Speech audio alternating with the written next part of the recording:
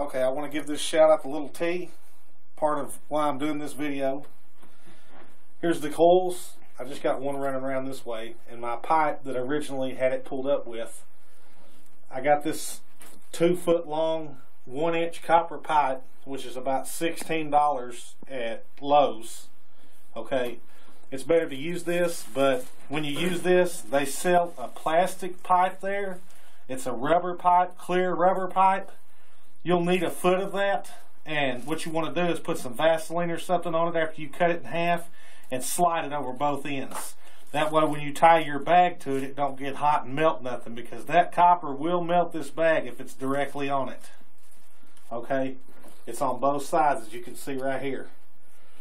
You just drop your pipe down in here. When you stick your coils down in the bag, you hold your bag, you hold this pipe up without this on here. You hold your pipe up straight and tie it to it with usually shoestrings is what I use. Tie it around there, tie one of your bags to it flush, and drop your coils down there. When it starts hitting bottom, you want to pull them out a little bit. You want it about this far from the bottom. Alright? You got 3 coils together. They're not all the way touching together, they're just sticking in there together.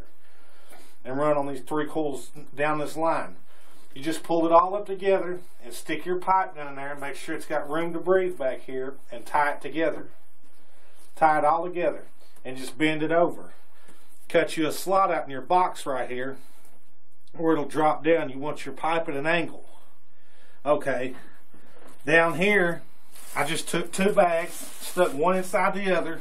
This is my catch bag. The liquor is going to come pouring out of this. I took a pen, just a regular big ink pen, took the guts out of it, the end off of it, and stuck it through one of the bags, taped it up, stuck it through the end of another bag and taped it up, and then bent it over and taped this end up. This is how I'm going to drain it when I start cooking for my proofing. Instead of keep undoing this, I'm going to just undo that. The first quart of this, depending on how big your batch is, the first good 2 pints of this I'm going to throw away, because that's what you do. It cooks the impurities out first, and you don't want to drink that. Okay? You don't want to sell it, you don't want to drink it, it'll hurt somebody. But it's coming along now. It's been plugged in for about 15 minutes.